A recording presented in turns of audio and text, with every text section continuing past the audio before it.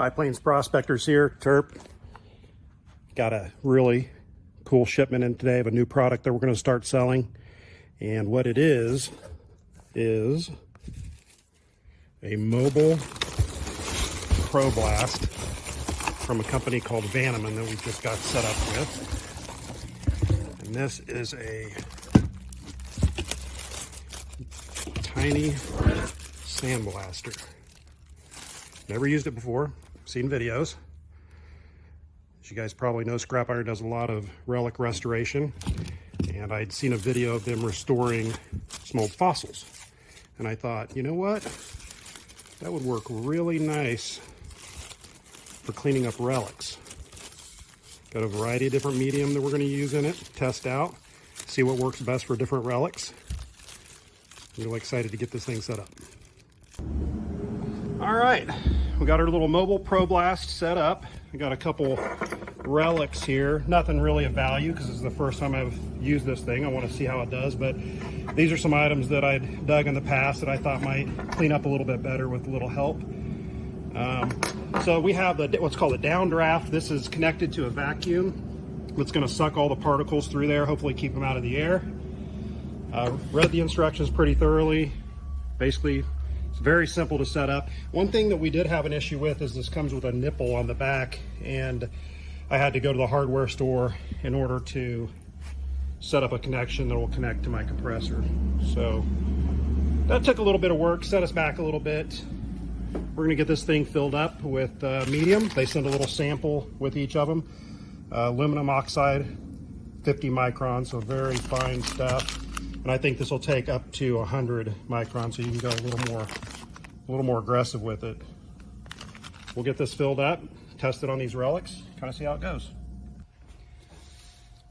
Okay, so the first step is to open this up. You get both hands for that. Take your medium. And we're not going to fill it very full this time, because I got different mediums that I'm going to use and try out, see which one I like the best for different relics, tokens, non-valuable coins, that type of thing. So I don't want a whole lot in there right now. So the first step is to fill this up. Put the lid back on. Put the lid back on. As I said, snug, but do not over tighten.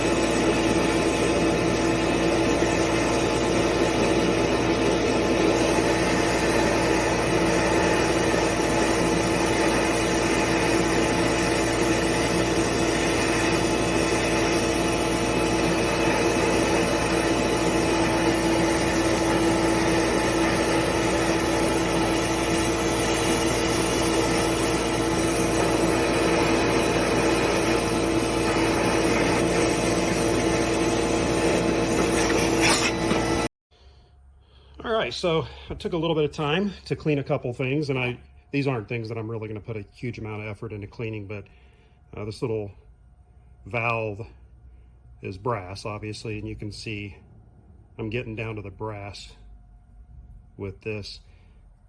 Maybe if it was something that I cared more about, maybe would use walnut shell, because it seems to kind of be etching it a little bit. I got a before and after of this token. This I'd found detecting. You could tell it was a little marred up because it was in a stack of about 4 or 5 of them. And I'm not finished with this side by any means. I could probably do a little bit more on this side, but I mean, this thing was just crusted before I'd used the Mobile Problast on it. And now you can see its original luster. And again, on this one, not a valuable token by any means. It was already pretty destroyed. That's why I was kind of testing on it. I would probably use something a little less aggressive, maybe walnut shell. I'll experiment with that a little bit and kind of let you guys know how it works. But thus far, I think for these relics, you know, you want to get cleaned up and somewhat back to their original luster. I think the Mobile Problast is awesome. And, you know, I got a vacuum attached to it. You still get a little spillover, so it's something you want to do in your garage. Wear a face mask, glasses, obviously. But, you know, I didn't put much medium in there. It's very delicate. It doesn't use a lot. So I may have overdone it with how much I put in there. I can dump that back out and put it back in the container and use it later. But pretty impressed thus far. I think this is kind of a game changer in the relic cleaning field. Pretty neat.